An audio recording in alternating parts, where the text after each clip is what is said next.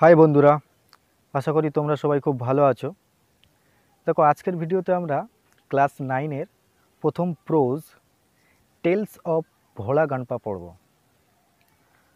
তো tales of Bhola grandpa class 9-এর প্রথম প্রোজ। তো দেখো, পড়া আমরা শুরু করি। The tales of Bhola grandpa, written by Manoj Das. তো the tales of Bhola grandpa কে লিখেছে? মনোজ দাস।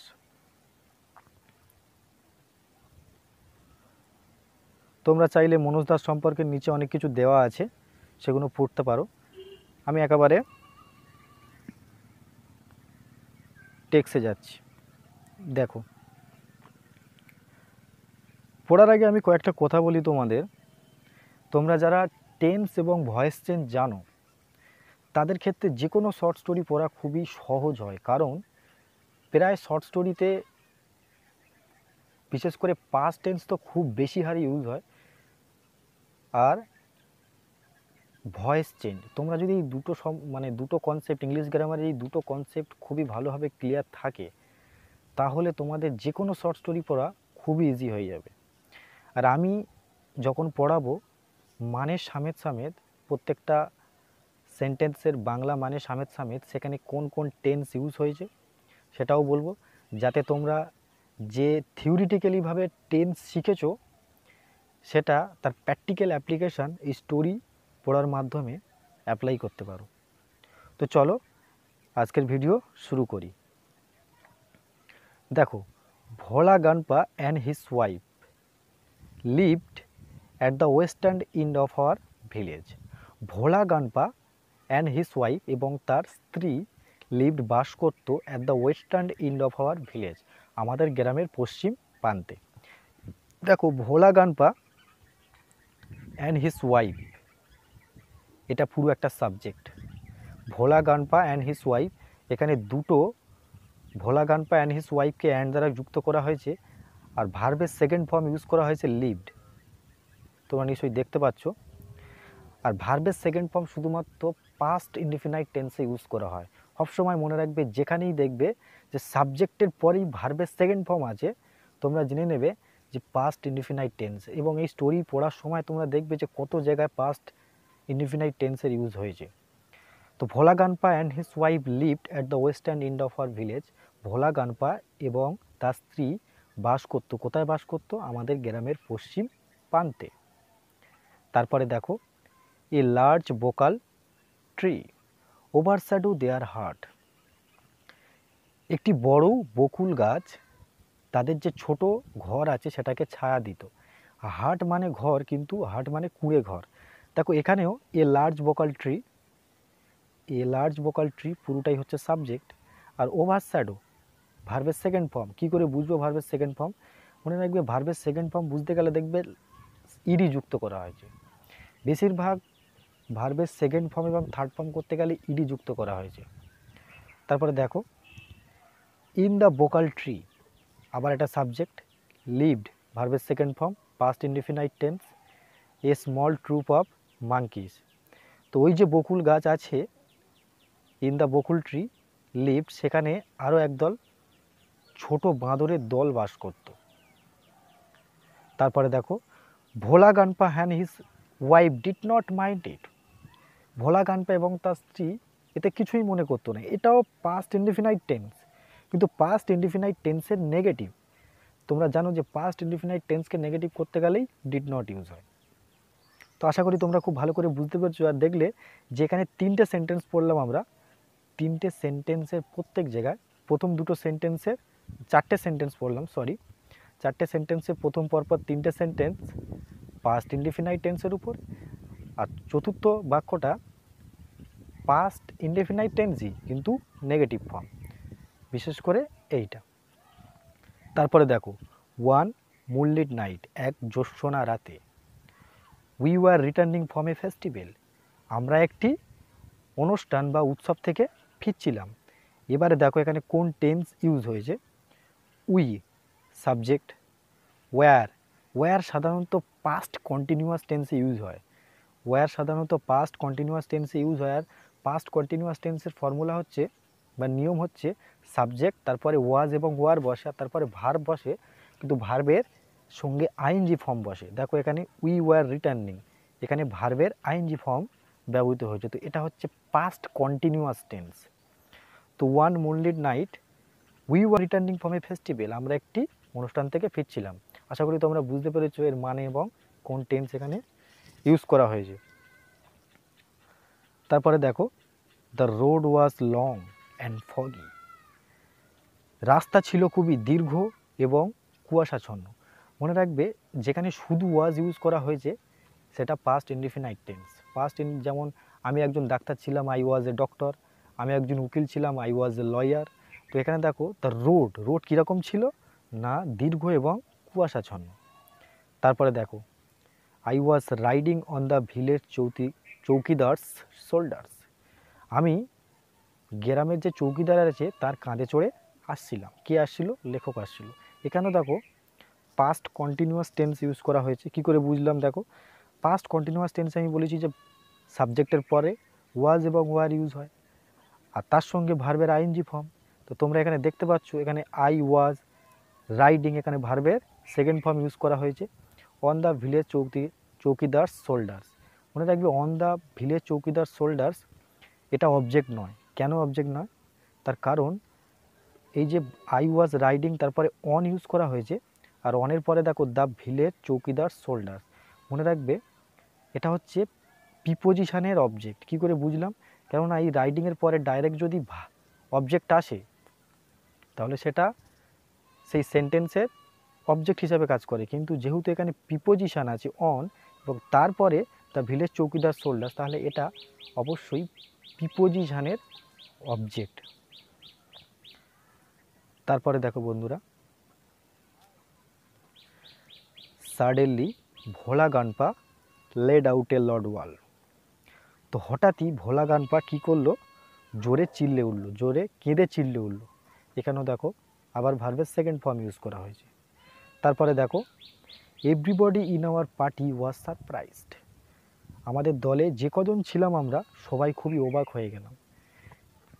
দেখো এখানে ওয়াজ ইউজ করা হয়েছে, কিন্তু তুমি বলবে এক্ষুনি বললে past continuous tense. Past continuous টেন্সের পরে সাধারণত ভার্বের সঙ্গে আইএনজি বসে, কিন্তু এখানে দেখো ভার্বের পরে ভার্বের থার্ড ফর্ম ব্যবহার হয়েছে। কী করে ভার্বের থার্ড ফর্ম ইউজ হলো? কারণ এখানে ইডি আছে।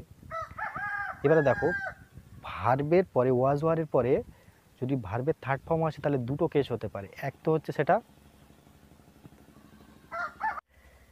হতে পারে সেটা প্যাসিভ, অথবা হতে পারে সেটা অ্যাডজেক্টিভ। যেমন দেখো everyone in our party was surprised, আমাদের দলে সবাই কী হয়ে গেছিলাম? অবাক হয়ে গেছিলাম।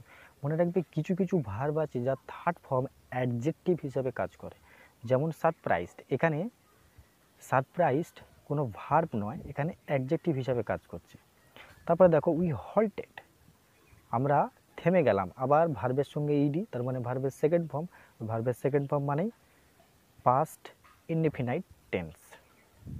তারপরে দেখো inquiry reveal that Bhola grandpa had taken his grandson to the festival, তো সন্ধান নিয়ে জানা গেল যে ভোলা গানপা তার নাতিকে নিয়ে ওই অনুষ্ঠানে এসেছিল। এবারে দেখো এখানে কি হয়েছে? ইনকোয়ারি রিভিলড, অনুসন্ধানে জানা গেল। তারপর দেখো দ্যাট থেকে শুরু হয়েছে, that Bhola grandpa had taken his grandson to the festival. এটা পুরোপুরি একটা নাউন ক্লজ, আর নাউন ক্লজ যে সেন্টেন্সে থাকে সেটা হচ্ছে একটা কমপ্লেক্স সেন্টেন্স। সবসময় মনে রাখবে নাউন ক্লজ যে সেন্টেন্সে থাকবে সেটা হচ্ছে একটা কমপ্লেক্স সেন্টেন্স। কমপ্লেক্স সেন্টেন্স তিনটে ক্লজের দ্বারা গঠিত হয়, নাউন ক্লজ, অ্যাডজেক্টিভ ক্লজ আর অ্যাডভার্ব ক্লজ। আমি পড়াতে পড়াতে আস্তে আস্তে যদি সেরকম কোনো সেন্টেন্স আসে তাহলে অবশ্যই তোমাদেরকে বলবো। তারপরে দেখো হি had tightly held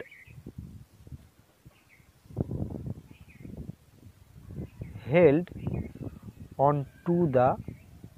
to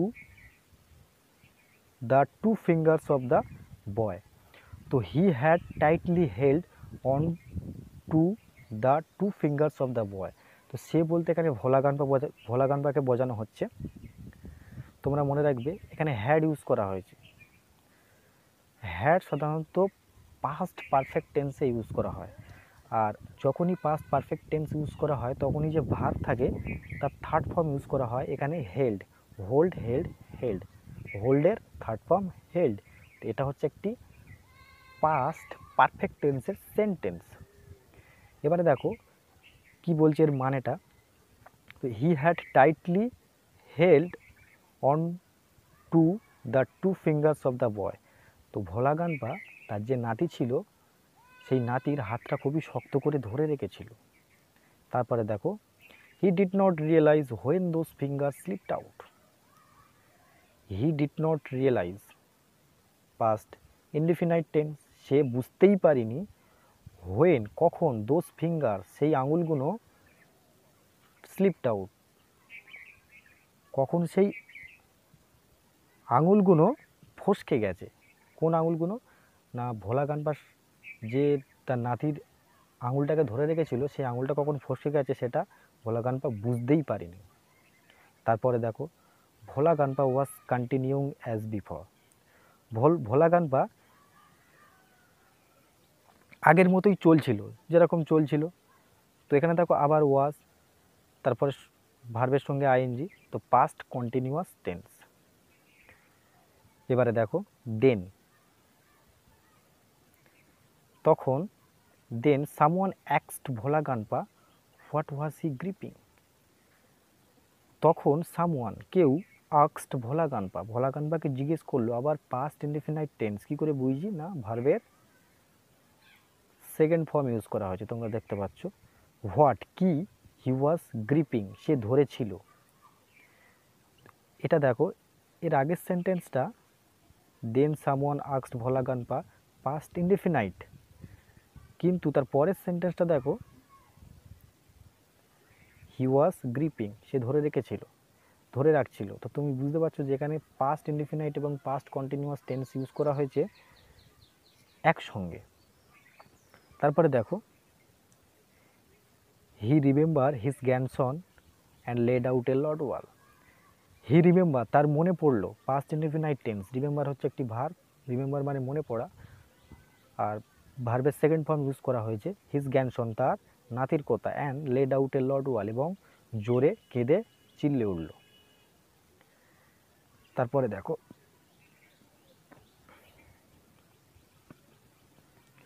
my father chose two sharp eyed man from our party to go back with Bhola Ganpa to the festival. তো দেখো আবার মাই ফাদার আমার বাবা, চোজ এখানে আবার ভার্বের সেকেন্ড ফর্ম, কী করে বুঝলাম চুজ, চোজ, চোষেন। চুসের সেকেন্ড ফর্ম হচ্ছে চোজ আর থার্ড ফর্ম হচ্ছে চুষেন। এখানে হচ্ছে সেকেন্ড ফর্ম ইউজ করা হয়েছে, সেকেন্ড ফর্ম মানে past indefinite tense. Two sharp-eyed men, men ম্যানের প্লুরাল হচ্ছে মেন। তো দুজন তীক্ষ্ণ দৃষ্টি, শার্প-আইড মানে তীক্ষ্ণ দৃষ্টি সম্পন্ন মানুষকে বাঁচলেন ফ্রম আওয়ার পার্টি আমাদের পার্টি থেকে। To go back with Bhola Ganpa to the festival, কিসের জন্য না ভোলা গানপার সঙ্গে ওই যে উৎসবে ফিরে যাওয়ার জন্য। এখানে দেখো একটা খুবই সুন্দর সেন্টেন্স ইউজ করা হয়েছে গ্রামারের, টু গো ব্যাক। দেখো টু এর সঙ্গে ভার্বের ফার্স্ট ফর্ম হলে সেটা ইনফিনিটি বলে, গ্রামারের ল্যাঙ্গুয়েজে সেটাকে ইনফিনিটি বলে।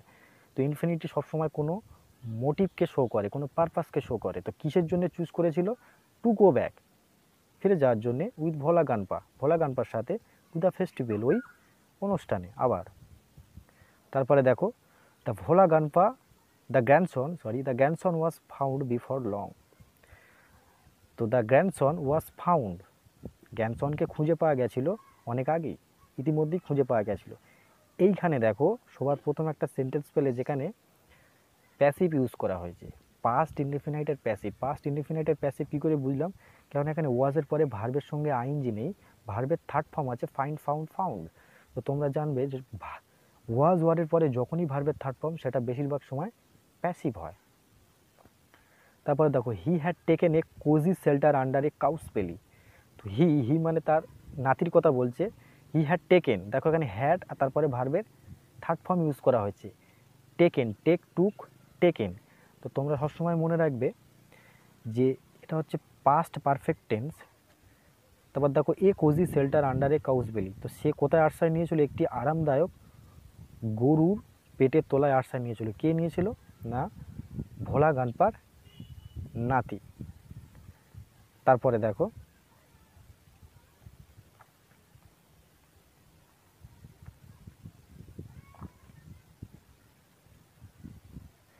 I remember another funny incident about Bhola Ganpa related to my father. Related by my father. I remember আমার মনে আছে, এটা হচ্ছে প্রেজেন্ট ইনডেফিনাইট টেন্স। কী করে বুঝলাম? কারণ এখানে কোনো ভার্বের সঙ্গে সেকেন্ড ফর্ম থার্ড ফর্ম কিছু ইউজ করা হয়নি, শুধুমাত্র ভার্বের ফার্স্ট ফর্ম ইউজ করা হয়েছে। আর ভার্বের ফার্স্ট ফর্ম আই এর সঙ্গে, মনে রাখবে আই এখানে ফার্স্ট পার্সন, সেই জন্যে ফার্স্ট পার্সনের সঙ্গে ভার্বের যখনই ফার্স্ট ফর্ম ইউজ হয় তখন এস বাই ইউএস ইউজ হয় না, এটা প্রেজেন্ট ইনডেফিনিট টেন্সের রুল। তারপর দেখো আই রিমেম্বার আমার মনে পড়ে, আনাদার ফানি ইনসিডেন্ট অন্য একটি হাসির ঘটনা, অ্যাবাউট ভোলা গানপা, ভোলা গানপা সম্বন্ধে রিলেটেড বাই মাই ফাদার, যেটি কার সঙ্গে সম্বন্ধে ছিল? আমার বাবার সঙ্গে। তো দেখো লেখকের বাবার সঙ্গে ভোলা গানপার কিসের একটি হাসির বা অন্য একটি ফানি ইনসিডেন্ট ছিল। দেখো it had been a rainy afternoon, এটি ছিল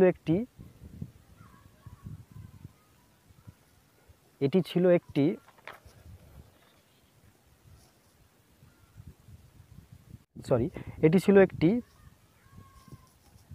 বর্ষাকালের বিকাল। It had been a rainy afternoon, afternoon মানে বিকাল, তোমরা জানো। এটি ছিল একটি বর্ষাকালের বিকাল। তারপরে দেখো Bhola গানপা wild with excitement told my father and his friend that he had seen a gang of pirates.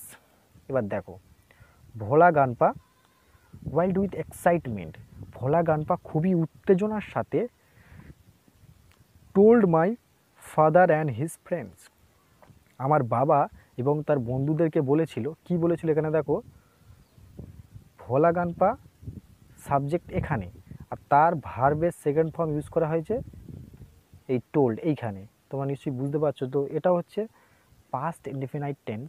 তো ভোলা গানপা খুবই উত্তেজনার সাথে told my father and his friends, আমার বাবা এবং তার বন্ধুদের বলেছিল। কি বলেছিল? দ্যাট কি he had seen a gang of pirates, সে দেখেছে। হি হ্যাড সিন, দেখো সি শর সিন ভার্বের থার্ড ফর্ম, তার আগে হ্যাড ইউজ করা হয়েছে, তো এটা হচ্ছে পাস্ট পারফেক্ট টেন্স।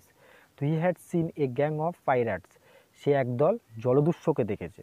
তারপরে দেখো they were burning a large box under one of the sand dunes on the sea shore by our village. তো দে মানে ওই যে পাইরেটসের কথা বলা হচ্ছে, জলদস্যুর কথা বলা হচ্ছে। দে ওয়ার বার্নিং মানে পোথা, এ লার্জ বক্স একটি বড় বাক্স, আন্ডার ওয়ান অফ দ্য স্যান্ডন্স মানে বালির ঢিপি, একটি বালির ঢিপের নিচে কি পুঁতছিল? তো দেখো they were burning a large box under one of the sand dunes on the sea shore by our village. তো সেই যে জলদস্যুরা তারা একটি বড় বাক্স আমাদের যে সমুদ্র তট আছে, সি শোর মানে সমুদ্র তট, আর স্যান্ডন্স মানে বালির ঢিপির নিচে পুঁতছিল। এটা হচ্ছে দে ওয়ার বার্ডিং, তোমরা দেখতে পাচ্ছ পাস্ট কন্টিনিউয়াস টেন্স ইউজ করা হয়েছে। তারপরে দেখো